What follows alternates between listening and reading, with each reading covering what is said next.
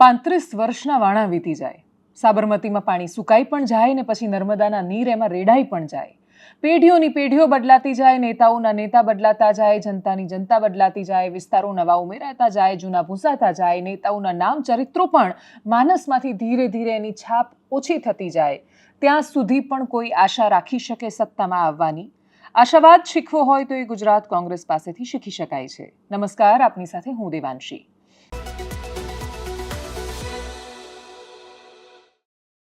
વર્ષ 1985ની ચૂંટણીમાં 149 બેઠકો લઈને માધવસિંહ સોલંકીના અધ્યક્ષ સ્થાને મુખ્યમંત્રી બનવાવાળા માધવસિંહ સોલંકીએ કે પછી ગુજરાત કોંગ્રેસે ક્યારેય સપનામાં પણ વિચાર્યું હશે કે એક દિવસ એ એવા ખોવાશે, એવા પછડાશે કે 35 વર્ષ થશે અને તોય સપનું જોતા કે પછી ગુજરાતમાં કોંગ્રેસની સરકાર બનશે એવું આત્મવિશ્વાસથી કહેતા પણ એમને ડર લાગશે ને કાં તો બહુ જ બધા વિચારો આવશે. ગુજરાત કોંગ્રેસ આવી અવસ્થામાં શું કામ આવી? રાજનીતિની હકીકત એ છે કે તમે એની કોઈ જ આગાહી નથી કરી શકતા.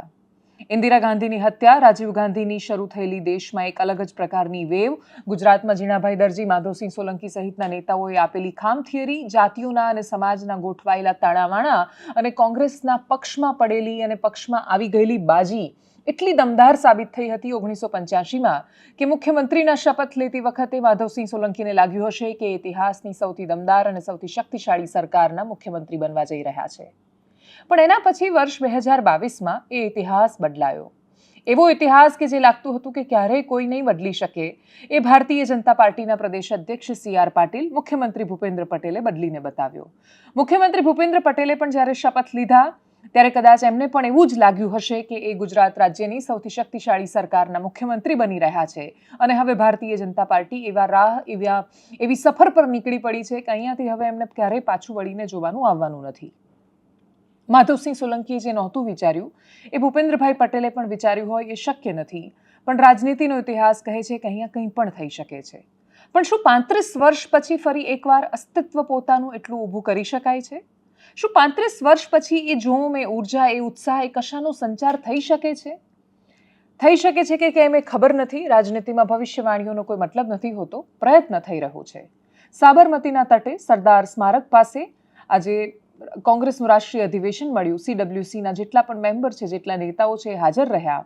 રાહુલ ગાંધી હતા, સોનિયા ગાંધી હતા, પ્રિયંકા ગાંધીની ગેરહાજરી સવાલો પૂછતી હતી. કોંગ્રેસના રાષ્ટ્રીય અધ્યક્ષ મલ્લિકાર્જુન ખડગે પણ હતા. વાઇબ કોંગ્રેસ બનાવી શકી. વાઇબ્રેશન્સ જે કાર્યકર્તાઓને મળવા જોઈએ, જે લોકો કામ કરે છે, જે વ્યવસ્થાનો હિસ્સો હોવા જોઈએ, એ લોકો માટે કદાચ આ પરિસ્થિતિ બહેતર થઈ. એમને એવું લાગ્યું કે કોંગ્રેસમાં કોઈક તો છે જેની સામે અમે જોઈ શકીએ છીએ. કોંગ્રેસના કવરેજ માટે પણ આખા દેશનું મીડિયા અમદાવાદ આવી શકે છે. કોંગ્રેસના કાર્યક્રમના કવરેજ માટે પણ ગુજરાતના પત્રકારો અને દરેક મીડિયા હાઉસમાંથી દરેક દિગ્ગજ ચહેરાઓ ગ્રાઉન્ડ પર હોઈ શકે છે. ગુજરાત કોંગ્રેસ માટે આ બહુ જ સરળ નથી હોતું. ગુજરાત કોંગ્રેસ એવી કોઈ ઇવેન્ટ જ નથી કરી શકતું કે જેના કારણે દરેક લોકો એક સાથે આટલી ઉર્જા કે જોમ સાથે એમને દેખાય. અને એટલે જ ગુજરાત કોંગ્રેસ માટે તો આ બહુ જ મોટો પ્રસંગ હતો. હવે પ્રસંગ આવે, પ્રસંગ આટોપી લેવાય ને એના પછી શું સ્થિતિ સામે આવે છે, સરવૈયું નીકળે, હિસાબ મંડાય ને પછી ખબર પડે કે ભાગમાં શું આવ્યું છે. તો ગુજરાત કોંગ્રેસ માટે અત્યારથી કોઈ જ ભવિષ્યવાણી કરી દેવી એ ખૂબ વહેલું પડવાનું છે. પણ ત્યાંથી જે દ્રશ્યો સામે આવ્યા એ ઉર્જા પૂરવાવાળા હતા. ભારતીય જનતા પાર્ટીના કાર્યકર્તા કોઈ દિવસ, એક દિવસ માટે પણ ફ્રી નથી હોતા. CR પાટીલના ટેન્યોરમાં એવું પહેલીવાર થયું હતું કે ઓફિશિયલી કાર્યકર્તાઓ માટે રજાઓ જાહેર કરવામાં આવી અને એમણે અધિકારિક રીતે વેકેશન લીધું. બાકી કાર્યકર્તાઓ હંમેશા કોઈને કોઈ કામમાં હોય, કોઈને કોઈ કાર્યક્રમો ચાલતા હોય, કોઈને કોઈ નેતા આવતા હોય, કોઈને કોઈ સમિતિઓની બેઠક ચાલતી હોય, કોઈને કોઈ પ્રશ્નો કે એને ઉકેલવા માટેના મંથનો ચાલતા હોય, કોઈને કોઈ નીતિ કે નવા નિર્ણયો હોય અને લોકોની વચ્ચે કે જનતાની વચ્ચે લઈ જવા માટેના પ્લાનિંગ થતા હોય. કશું જ ન હોય તો મીડિયાની બેઠકો હોય અને કશું જ ન હોય તો પછી સરકારનો કોઈ કાર્યક્રમ હોય જેમાં કાર્યકર્તાઓએ વ્યવસ્થા કરવાની હોય. ભાજપનો કાર્યકર્તા દોડતો રહે છે. કોંગ્રેસના કાર્યકર્તા પાસે ઇવેન્ટ નથી હોતી દોડવા માટે. એને દોડવું નથી ગમતું એ કહેવું પણ એટલે અતિશયોક્તિ છે, કેમ કે આજે તો એ દોડતો દેખાયો. આજે તો કોંગ્રેસના કાર્યકર્તાઓએ ગુજરાત કોંગ્રેસે બહુ જ સરસ રીતે આખું આયોજન કર્યું. પણ છતાંય એક વાત હતી કે જે કદાચ દરેકની નજરમાં આવી હશે ને એ હતી, ગુજરાત કોંગ્રેસના પ્રદેશ પ્રમુખ કોણ છે? કોઈને પણ પૂછવું તો જવાબ આપશે કે શક્તિસિંહ ગોહિલ છે. શક્તિસિંહ ગોહિલ પોસ્ટરમાં નહોતા. હું જ્યારે સરદાર સ્મારક પહોંચી, શાહીબાગવાળા રસ્તે થઈને પહોંચી, એ સિવાય બીજા રસ્તાથી જ્યારે પાછા આવ્યા અમે, આખા રસ્તામાં જેટલા હોર્ડિંગ જોયા, એકાદ બે કદાચ અપવાદ હોય તો એને બાદ કરતા સૌથી વધારે પોસ્ટર ભરતસિંહ સોલંકીના હતા. ભરતસિંહ સોલંકીની સાથે અમિત ચાવડા દેખાતા હતા. શક્તિસિંહ ગોહિલ પોસ્ટરમાંથી ગાયબ હતા. દેશના બાકીના નેતાઓ કે કાર્યકર્તાઓ એમના પોસ્ટર દેખાયા, ગુજરાતના કાર્યકર્તાઓના પોસ્ટર દેખાયા, પરંતુ શક્તિસિંહ ગોહિલ કે એમની આસપાસના ચહેરાઓ પોસ્ટરમાં કેમ નહોતા? શું ભારતીય જનતા પાર્ટીમાં આવું શક્ય છે કે પોસ્ટર હોય, પ્રધાનમંત્રીનો કાર્યક્રમ હોય, આવતા હોય ને પછી ભાજપના એ કાર્યક્રમમાં CR પાટીલનો ફોટો ન હોય? આવું દુસ્સાહસ ભારતીય જનતા પાર્ટીમાં કોઈ ન કરી શકે, પણ આ કોંગ્રેસ છે અને કોંગ્રેસમાં કંઈ પણ થઈ શકે. અને એટલે જ એ કંઈ પણ થઈ શકે એ પ્રોફેશનલિઝમ વગરની કોંગ્રેસ જોવાની પણ એક મજા છે. કોંગ્રેસે ખૂબ સારો કાર્યક્રમ કર્યો, મહાત્મા ગાંધીને પણ યાદ કર્યા. મલ્લિકાર્જુન ખડગેએ જ્યારે પોતાનું ભાષણ આપ્યું ત્યારે એમાં એમણે દાદાભાઈ નવરોજી, સરદાર પટેલની સંગઠન શક્તિ, સંગઠનમાં કુશળતા શું કામ મહત્વની છે, જિલ્લાના અધ્યક્ષોને શું કામ સત્તા મળવી જોઈએ, સત્તાના વિકેન્દ્રીકરણની વાતો, સંગઠન વગર સત્તા ક્યારેય નથી મળી શકતી, એના પર ફોકસની વાત, ગુજરાત વિદ્યાપીઠમાં સરદાર પટેલે કરેલા કામોની વાત ખૂબ વિસ્તારથી એમણે પોતાના પ્રાસંગિક ઉદ્બોધનમાં શરૂઆતમાં આ બધા મુદ્દાઓ મૂક્યા. આ મુદ્દાઓને કોંગ્રેસ કેટલા ગંભીરતાથી લે છે એના પર પણ નજર છે. ગુજરાત માટે દેશમાં એક એવી છબી છે કે ગુજરાતીઓ રાજનીતિને ખૂબ ગંભીરતાથી નથી લેતા, પણ જો ગુજરાતીઓ રાજનીતિને ગંભીરતાથી ન લેતા હોત તો આ દેશ આઝાદ જ ન થયો હોત. જો ગુજરાતીઓને રાજનીતિમાં રસ ન હોત તો વારંવાર કોંગ્રેસના અધિવેશનો ગુજરાતમાં ન થયા હોત. આ તો એ કોંગ્રેસ છે જેણે જે ભાવનગરમાં કર્યું એના પછી ગુજરાત પર ફોકસ આપવાનું કે એના પર દ્રષ્ટિ કરવાનું છોડી દીધું હતું, કેમ કે ત્યારે સરદાર કે ગાંધી બચ્યા નહોતા અને ગુજરાતમાંથી બીજું એવું નેતૃત્વ ઉપસીને સામે નહોતું આવ્યું. અંગ્રેજોની સામે લડવાવાળા પણ ગુજરાતીઓ હતા, માત્ર સરદાર પટેલ કે મહાત્મા ગાંધી નહીં. એ સિવાય એક આખી વિશાળ ફોજ હતી કે જે સતત લડી રહી હતી ગાંધીના આગમન પહેલા પણ. મોહમ્મદ અલી જિન્ના પણ ગુજરાતી હતા મૂળ રૂપે. અને એટલે જ પાકિસ્તાન કે ભારત બંનેના સર્જન પાછળ ગુજરાતીઓનો હિસ્સો રહ્યો છે. જવાહરલાલ નહેરુની સરકારને એના પછી બદલાતી રાજનૈતિક પરિસ્થિતિ સમયે ઇમરજન્સી સામે બહુ જ ખોંખારીને ઊભો થયેલો અવાજ અને એમને પડકારીને, એ સત્તાને પડકારીને એક અલગ આઝાદી કે ચળવળ કે નવનિર્માણ જેવા આંદોલનને લડવાવાળા પણ ગુજરાતીઓ હતા. એ જેપીને જનનાયક બનાવવામાં પણ ગુજરાત કે ગુજરાતના વિદ્યાર્થીઓનો બહુ જ મોટો ફાળો રહ્યો હતો. મોરારજી દેસાઈને પ્રધાનમંત્રી બનાવનાર એક ગુજરાતી હતા કે જેણે ઇન્દિરા ગાંધીની સત્તાને પડકારી હતી. અને એના ખાસ્સા વર્ષો પછી 2014માં કોંગ્રેસની એ પરિસ્થિતિ કે જ્યારે એમને એવું લાગ્યું કે આ દેશ તો આપણને 7/12માં લખીને આપી દીધો છે, આપણે ગમે તે કરી શકીએ છીએ, એને પડકાર આપનારા પણ ગુજરાતીઓ રહ્યા છે. અને એટલે જ ગુજરાતનું મહત્વ કદાચ કોંગ્રેસ જે ખાસ્સા વર્ષો સુધી ભૂલી એ હવે સમજીને કે પછી કઈ રીતે કોંગ્રેસ આગળ લઈ જાય છે એના પર નજર રહેવાની છે. ખૂબ બધા નેતાઓ છે, ખૂબ બધા એમની સાથેના કરેલા સંવાદો છે, દરેકની થોડી મહત્વની વાતો તમે સાંભળો અને એટલે જ કદાચ તમને એનાથી અંદાજ આવે કે કોંગ્રેસનું રાષ્ટ્રીય અધિવેશન કઈ દિશામાં જઈ રહ્યું છે. મને ખૂબ આનંદ છે કે ગુજરાતની આ પવિત્ર ભૂમિ ઉપર AICCની અમારી બેઠક, કોંગ્રેસ વર્કિંગ કમિટીની મિટિંગ એ થવા જઈ રહી છે. ગુજરાતમાં મહાન હસ્તીઓ પૂજ્ય મહાત્મા ગાંધીજી અને સરદાર વલ્લભભાઈ પટેલની આ જન્મભૂમિ છે. સરદાર વલ્લભભાઈ પટેલ એ ગુજરાત પ્રદેશ કોંગ્રેસ સમિતિના પ્રથમ પ્રમુખ હતા અને સૌથી લાંબો સમય એટલે કે 25 વર્ષ સુધી પ્રદેશ કોંગ્રેસ સમિતિના પ્રમુખ રહ્યા હતા. એ સરદાર સાહેબની 150 વર્ષની જન્મ જયંતિ નિમિત્તે વર્ષો પછી કોંગ્રેસનું AICCનું અધિવેશન અહીંયા મળી રહ્યું છે. મને ચોક્કસ વિશ્વાસ છે કે ગુજરાતીઓના આશીર્વાદ મળશે અને કોંગ્રેસ પક્ષની આગામી દિવસો માટેની રણનીતિ, સેવા માટેની જે બ્લુપ્રિન્ટ, નકશો એ અહીંથી તૈયાર થશે. ગુજરાત માટેની પણ આગામી દિવસોની ભૂમિકા નક્કી થશે. કોંગ્રેસના કાર્યકર્તાઓથી લઈને બધા જ નેતાઓમાં ખૂબ ઉત્સાહ છે. જિગ્નેશભાઈના ફેસ પર પણ તમને દેખાતું હશે કે કેટલા ખુશ છે. પહેલા તો જિગ્નેશભાઈ અધિવેશન very happy, very excited, looking forward to sum good resolution. અને કેટલા દિવસ રહેશે આટલો ઉત્સાહ? 2027ની ચૂંટણીનું છેલ્લા દિવસના સાંજના 6 વાગ્યા સુધી. અચ્છા, અને તમારામાં રહેશે કે બધામાં રહેશે? આખી પાર્ટીમાં રહેશે. અચ્છા, 2 દિવસનું અધિવેશન છે. શું કરવાનો પ્લાન છે કોંગ્રેસના જેટલા પણ? ફ્રેન્કલી સ્પીકિંગ, સૌથી મહત્વની વસ્તુ એ છે કે આખો કોંગ્રેસ પરિવાર જ્યારે ગુજરાતમાં આવતો હોય, કોંગ્રેસની વાત નથી, કોઈ પણ રાજકીય પક્ષને લાગુ પડે છે ત્યારે એની કેડર ચાર્જ થાય જ, એક નવી ઉર્જાનો, નવી પોઝિટિવિટીનો સંચાર થાય, એક એક્સાઇટમેન્ટ હોય માહોલમાં, અને એ છે, એ બહુ આનંદની વસ્તુ છે. રાહુલજી જે પ્રમાણેની ટિપ્પણીઓ થોડાક દિવસ પૂર્વે કરી એના તરત જ અધિવેશન ગુજરાતમાં મળ્યું એટલે લોકો ડોટ કનેક્ટ કરીને જોઈ રહ્યા છે કે Rahulji all India Congress committee ગુજરાતના ઇલેક્શનને સિરિયસલી લેવાના છે, લઈ રહ્યા છે.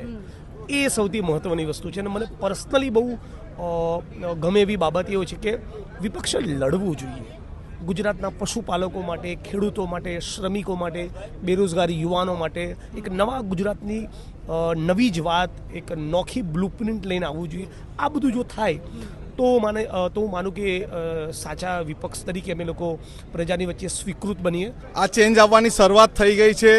ચૂંટણીનો હજુ ઘણો સમય બાકી છે. ત્યારથી જો દેશની નેતાગીરી 64 વર્ષ પછી ગુજરાતમાં આવીને CWCની મિટિંગ કરે છે, અહીંના યુવાનોની સાથે સાથે કાર્યકર્તાની સાથે સાથે નેતાઓમાં ખૂબ ઉત્સાહ છે અને સંકલ્પ પણ એવા જ છે કે યુવાઓને ન્યાય મળશે, બેરોજગારીને રોજગાર મળશે, ખેડૂતોને જે બિયારણ નકલી મળે છે, ખેડૂતોને જે એની સાથે શોષણ થાય છે, મહિલાઓને માટે અત્યારે ખરાબ પરિસ્થિતિ ગુજરાતમાં છે, બધી જ જગ્યાએ ન્યાય આપવા માટે એક સંકલ્પ અને સંઘર્ષ કરવાની શરૂઆત આજથી શરૂ કરવામાં આવી છે.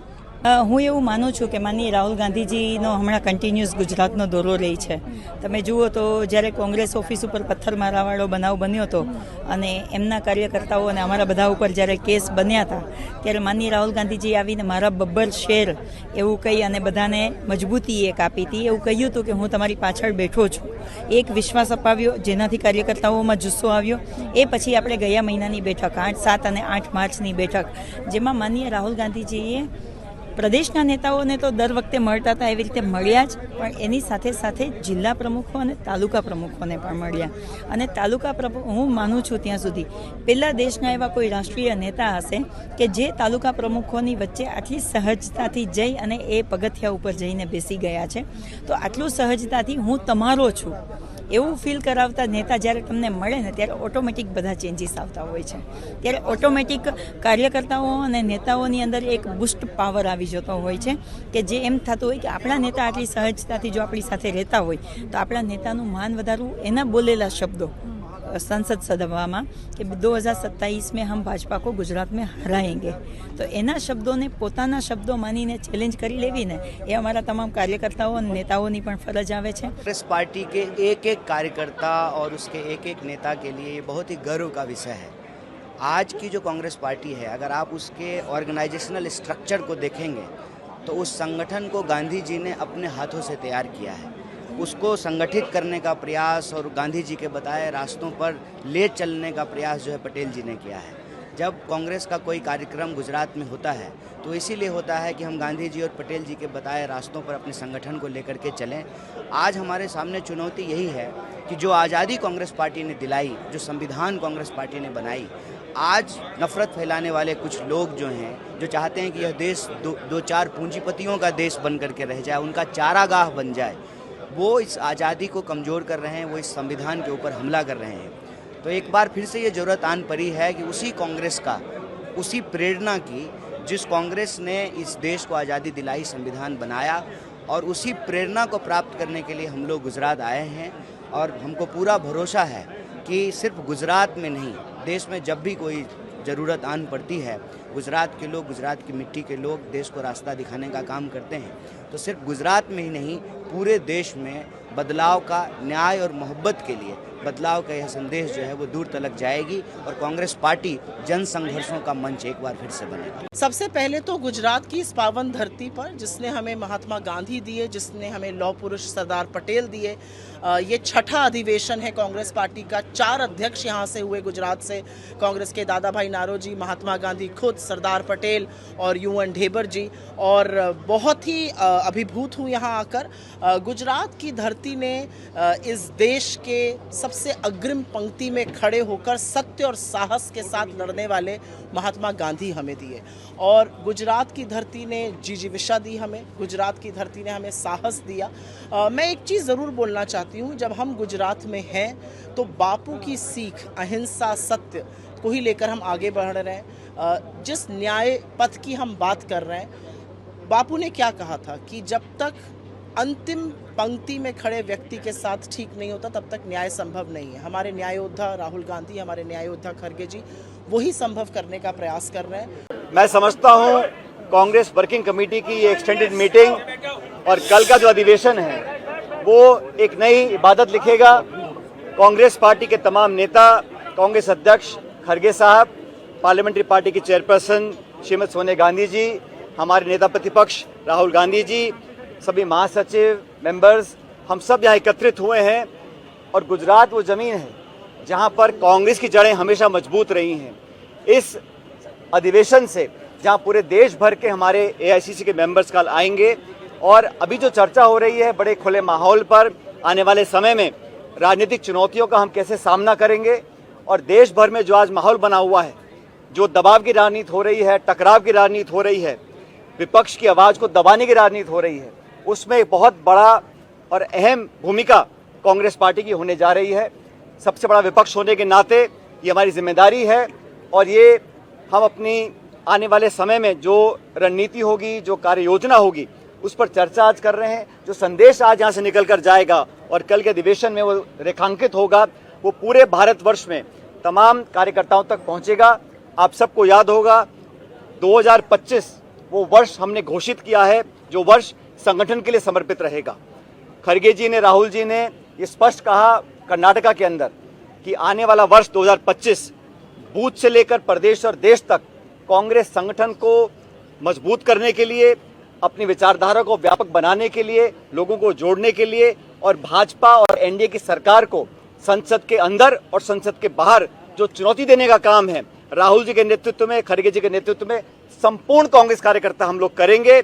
और आने वाली चुनौतियों का सामना हम कैसे करने जा रहे हैं, कैसे हम उदयपुर डिक्लेरेशन को लागू करेंगे, नौजवानों को, पिछड़ों को, दलितों को, आदिवासियों को और जगह कांग्रेस पार्टी में कैसे मिलने वाली है, उस पर हम विस्तार से चर्चा कर रहे हैं। आज का जो प्रस्ताव है उस पर चर्चा चल रही है, सदस्यगण अपने अपने सुझाव दे रहे हैं और एक बहुत मजबूत रेजोल्यूशन हम लेकर आएंगे। न सिर्फ देश में जो हालात हैं उस पर हम विवरण करेंगे, लेकिन कांग्रेस पार्टी का इस पर क्या स्टैंड रहेगा हर मुद्दे पर, उस पर चर्चा हो रही है। मैं मानता हूं कि गुजरात से, यहाँ पर ये बात मुझे स्वीकार करने में कोई संकोच नहीं है कि गुजरात में पिछले समय जो चुनाव हुए हम जीत नहीं पाए, लेकिन कांग्रेस की जड़ें गुजरात में बहुत मजबूत, बहुत गहरी हैं। उन तमाम मतदाताओं को अपने से जोड़ने का काम हमको करना पड़ेगा और इस अधिवेशन से उस प्रयास को और मजबूती मिलेगी, ऐसा मैं मानता हूँ। એક બાજુ રાજનીતિમાં વિપક્ષ પોતાના અસ્તિત્વ માટેની મથામણમાં છે, બીજી બાજુ સમાજની સ્થિતિ શું છે? સમાજના બે સમાચાર તમને કેવા છે? એવા સમાચાર કે જે કદાચ તમે બહુ જ મોટી હેડલાઇનના સ્વરૂપે કે મોટા મોટા અક્ષરમાં છાપામાં નહીં વાંચો, એવા સમાચારો કે જે કદાચ ચારેય બાજુ હાઇલાઇટનો હિસ્સો નહીં હોય, પણ તોય એ વાંચતાની સાથે તમારી નજર એક ક્ષણ માટે ત્યાં અટકે એવા સમાચાર છે। સુરતનો કુડિયાણા વિસ્તાર, ઓલપાડ પોલીસ સ્ટેશનની હદ લાગે ત્યાં પ્રતિક પટેલ નામનો એક છોકરો, 21 વર્ષની એની ઉંમર, પપ્પા રિક્ષા ચલાવે। છોકરો બહુ જ સરસ બોડી બિલ્ડિંગનું કામ કરે, એનું સરસ મજાનું શરીર, જીમમાં જાય, જીમમાં જઈને પોતે સતત એક્સરસાઇઝ ને બધું કર્યા કરે, પણ ઓટો રિક્ષા ડ્રાઈવરનો છોકરો હોય તો એ ખાલી પોતાની બોડી બતાવીને કે પછી એને એવોર્ડ જીતીને પેટ નથી ભરી શકતો। એ 21 વર્ષનો હોય ત્યારે એણે કમાઈને ઘરે પણ આપવાનું હોય છે અને એટલે જ એ સુરતમાં જ વોર્ડ બોયની નોકરી કરે છે। વોર્ડ બોયની નોકરી કરતો જાય પણ એનું સપનું સુપરસ્ટાર બનવાનું છે। એવું માને છે કે સુપરસ્ટાર બનવાથી બહુ જ બધા લોકો એને ફોલો કરશે તો એ કદાચ દુનિયામાં પોતાની ઓળખ અલગ ઊભી કરી શકશે અને એટલા માટે પોતાના પ્રયત્નો કરે છે। 350-400 જેટલા વિડીયોઝ સતત મૂક્યા કરે છે, જેમાં એના જીમમાં જવાના, એની બોડી દેખાય।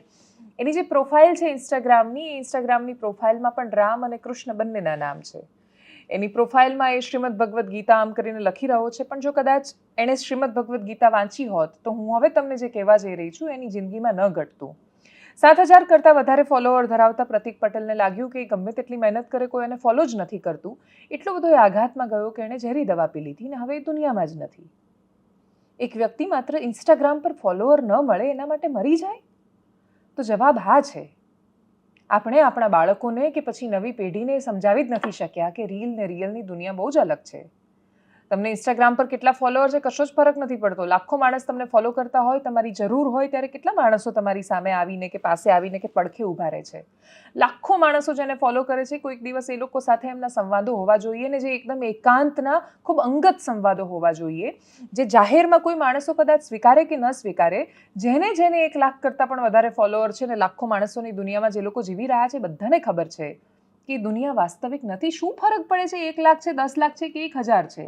જરૂર પડે ત્યારે કેટલા માણસો ઊભા હોય છે, જરૂર પડે ત્યારે માણસો હોત અને સંવાદ કરવાની સ્થિતિ હોત તો કદાચ 21 વર્ષનો છોકરો સોશિયલ મીડિયાના ફોલોઅર્સ માટે ન મરી જતો. આવી જ બીજી ઘટના મેઘાણીનગરની છે. મેઘાણીનગરમાં કરિશ્મા પટેલ નામની એક યુવતી, એને 3 માસનું બાળક, 3 માસના બાળકનું મૃત્યુ થયું. ટાંકામાંથી નવજાતનો મૃતદેહ મળ્યો. ખૂબ ચર્ચાઓ થઈ કે બાળકને શું થયું, 3 માસનું બાળક ટાંકામાંથી કેવી રીતે મળ્યું, મા માટે કેટલી પીડાદાયક પરિસ્થિતિ હોય. કલ્પાંત કરી મૂકે અને એની પીડા સાંભળીને આપણને એવું થાય કે યાર ઈશ્વર પણ અહીંયા આવી જશે, એટલી બધી પીડા હોય માની. પોલીસ ઇન્વેસ્ટિગેશનમાં ખબર પડી કે એ બાળકને એની માએ જ મારી નાખ્યું હતું. કારણ શું? કરિશ્મા પટેલે પોતાના 3 મહિનાના બાળકને એટલા માટે ટાંકામાં ફેંકી દીધું કેમ કે બાળક બહુ જ રડરડ કરતું હતું ને એનાથી સહન નહોતું થતું કે આખો દિવસ કેમ રડ્યા કરે છે. આની પહેલાં એકવાર એણે પોતાના બાળકને ખાટલા પરથી નીચે ફેંકી દીધું હતું કેમ કે રડવાનું બંધ નહોતું કરતું. એ 3 માસનું બાળક છે.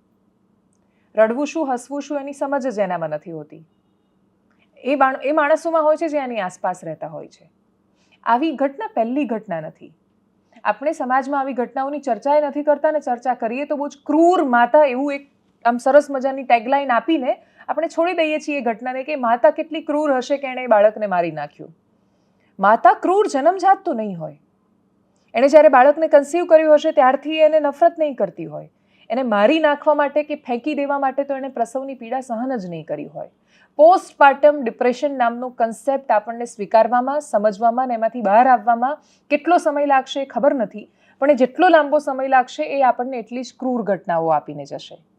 પોસ્ટપાર્ટમ ડિપ્રેશન બહુ જ સરળ છે કે અનેક જગ્યાએ આ થાય છે, અનેક જગ્યાએ થઈ રહ્યું છે. એ સમાચારોને કોઈક ગંભીરતાથી લે છે, કોઈક નથી લેતું. બાળક પર ખૂબ વધારે ગુસ્સામાં જ્યારે અતિશય ગુસ્સો આવે ત્યારે હાથ ઉપાડતી માં છે એને જઈને તમે પૂછો કે બાળકને એની ભૂલ માટે મારે છે કે એનાથી સહન નથી થતું એટલે મારે છે.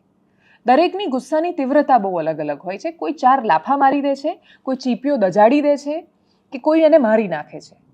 પણ બાળક પર, ખૂબ નાના બાળક પર કે જેને કોઈ પણ ક્રૂરમાં ક્રૂર માણસ પણ એ બાળકને જુએ તો એને એના પર ભાલ ઉપસે ઉભરાય. એવા સમયમાં કોઈ માં એને કેવી રીતે મારી શકે? એનું કારણ એ એંગર મેનેજમેન્ટ નથી કરી શકતી. એને ખૂબ ગુસ્સો આવે છે, એને પરિસ્થિતિઓ પર ગુસ્સો આવે છે. એ હજી જ પ્રેગ્નન્સીમાંથી બહાર આવી છે, હજી એવી અવસ્થામાંથી પસાર થઈ છે કે એના હોર્મોનનું બેલેન્સ નથી થયું. એ ગુસ્સો મેનેજ જ નથી કરી શકતી. એવી અનેક સ્ત્રીઓ છે કે જે પ્રેગ્નન્સી પછી ગુસ્સો મેનેજ નથી કરી શકતી. આ છોકરીએ જે કર્યું છે એ અતિશય નિંદનીય છે. એ હત્યા જ છે ને એને સંવિધાન અને આગળ જતાં અદાલત એને સજા આપવાનો છે હત્યાની. પણ જ્યાં સુધી આ પ્રકારની હત્યાઓના, કોઈ વ્યક્તિઓના મરવાના, સોશિયલ મીડિયા માટે કોઈ માણસ કેમ મરી જાય છે? અનેક માણસોને ફોલોવર નથી. એ એક માણસને એવું શું થયું કે એ મરવા સુધી પહોંચ્યો? એ મરવા સુધી પહોંચે છે ત્યાં સુધી આપણે એને ડૉક્ટર સુધી પાસે લઈ જ નથી જતા. આપણને સહેજ હાથ પર વાગે, ક્યાંય પણ વાગે તો આપણે તરત ડૉક્ટર પાસે પહોંચી જઈએ છીએ. મન પર વાગે ત્યારે નથી જતા ક્યાંય. આપણી પાસે એવી જગ્યાઓ જ નથી રહી કે જ્યાં મનના ઘા આપણે જઈને કહી શકીએ. આપણી પાસે કોઈ એવા સ્થાન જ નથી કે જ્યારે આપણે આ જઈને એવું કહી શકીએ. એટલે જો કદાચ એ સ્ત્રીની પાસે એવી જગ્યાઓ હોત, એવું વાતાવરણ હોત, એ ડૉક્ટર પાસે ગઈ હોત, એણે હોર્મોનલ બેલેન્સની દવાઓ લીધી હોત, એણે પોસ્ટપાર્ટમ ડિપ્રેશનમાંથી બહાર આવવાનો પ્રયત્ન કર્યો હોત તો કદાચ એનું બાળક અને એ બંને બહુ જ સારું જીવન કે ભવિષ્ય જીવી શકતા. આ સમાચાર હું એટલે કહી રહી છું કે તમારી આસપાસ તમે આવી અનેક સ્ત્રીઓને જોતા હશો કે જે ખૂબ ફ્રસ્ટ્રેટેડ હોય છે. તમે 24 કલાક સતત એકને એક અવસ્થામાં સતત બાળકની સાથે એક જ પ્રકારનું જીવન જીવી જુઓ ને પણ એવા સમયમાં કે જ્યારે 3 સેકન્ડમાં રીલ્સ બદલાય છે, ફટાફટ સ્ક્રોલ કરતી ને એકદમ ઝડપથી ભાગતી જિંદગીમાં માનું જે કામ છે અથવા માનો જે રોલ છે તો એનો એ જ છે. અને એવા સમયમાં જ્યારે એને સધિયારો નથી મળતો ત્યારે અતિશય ક્રૂર ઘટનાઓ અને સમાજના ક્રૂર ચહેરા આપણી સામે આવે છે. આપણે કોઈ એક સ્ત્રીમાં, કોઈ એક વ્યક્તિમાં એક ક્રૂર ચહેરો જોઈ લઈએ છીએ, આપણે એને નામ આપી દઈએ છીએ કે એક ક્રૂર માતાએ કર્યો જઘન્ય અપરાધ, પોતાના જ બાળકને એણે મારી નાખ્યું, એણે ખૂબ મોટો અપરાધ કર્યો છે.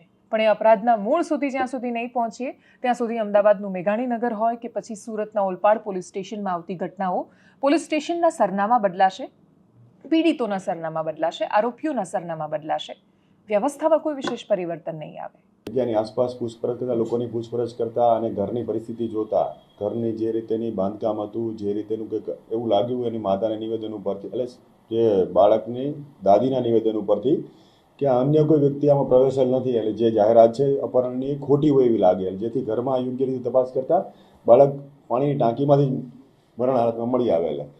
અને બાળકનો છેલ્લો કબજો બાળકની માતા એટલે કે કરિશ્માબેન દિલીપભાઈ બઘેલ પાસે હતો.